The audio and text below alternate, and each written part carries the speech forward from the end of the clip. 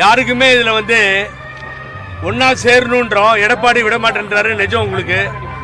மற்ற 3 பேர்த்துக்கும் நான் அன்பா திரும்பி திரும்பி சொல்றது, இவங்கெல்லாம் சேரணும் இல்ல, தனித்தனியாக ஒன்னொன்னையும் காண முடியுது. எல்லா தவறையும் செய்துவிட்டு இப்படிப்பட்ட ஒரு தாய், சரித்திரம் படைத்த ஒரு மாபெரும் தலைவி முகத்தை பார்க்க வருகிறார்கள் என்று சொல்லும் பொழுது எப்படிதான் இந்த இடத்துல நின்று இந்த துரோகத்தெல்லாம் பண்ணிட்டு பாக்குறாங்கன்னு எனக்கு தெரியல. அவங்களுக்கு இந்த நெஞ்சுறுதியை தந்ததும் இந்த இயக்கம்தான். ஆகவே மிகவும் வேதனைப்படுகிறேன். இந்த இயக்கம் ஒன்று சேரவில்லை என்று சொன்னால் பாதாளத்திற்கு போய்விடும். வேறு வழியே இல்லை. இங்கே நடிகர் விஜய் வரவு மற்றவைகள் அரசியலில் ஒரு திருப்பத்தை ஏற்படுத்தியிருக்கிறது. ஆகவே இந்த முதல்வரும் இந்த களப்பணிகளிலே சுழண்டு வருகிறார். அவர் கட்சியில அவர் அக்கறையாக எடுத்துக்கொண்டதற்காக தமிழக அரசை பாராட்டுகிறேன்.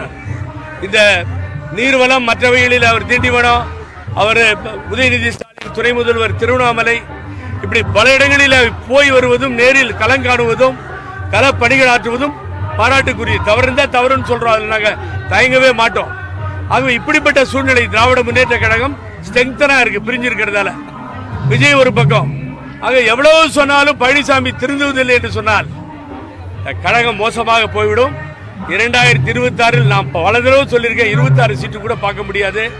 உங்களை திருத்திக் கொள்ளுங்கள். நீங்கள் திருந்தாவிட்டால் இயக்கம் ஒன்றுமில்லாமல் போய்விடும்.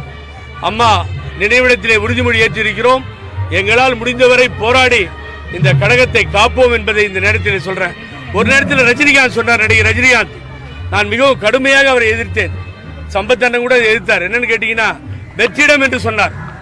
அனைத்து இந்திய அண்ணா திராவிட முன்னேற்ற கழகம் அம்மாவை இழந்த பின்னால் வெற்றிடம் சொன்னார். இந்த தினம் மனப்பூர்வமாக நான் ஒப்புக்கொள்கிறேன். அந்த தாய் இல்லாமல் இது ஒரு வெற்றிடம் தான். அவ்வளவு மோசமான நிலையில இருக்கிறது.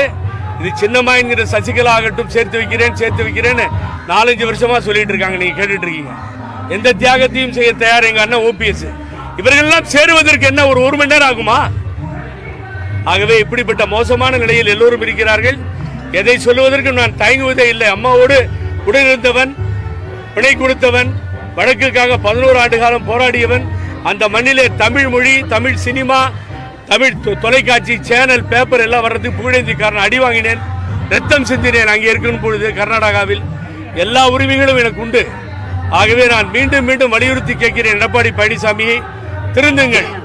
நீங்கள் திருந்தாவிட்டால் திருத்த வேண்டிய சூழ்நிலை தொண்டர்களுக்கு ஏற்படும். தொண்டர்கள் தான் எஜமானர்கள், தொண்டர்கள் தான் முடிவெடுப்பார்கள். முடிவெடுக்கின்ற தொண்டனே முடிவெடுப்பார் என்று தலைவரும் அம்மாவும் சொல்லியிருக்கிறார்கள். இதுதான் இன்றைய தினம் எங்களது தீர்மானமாக இருக்கு.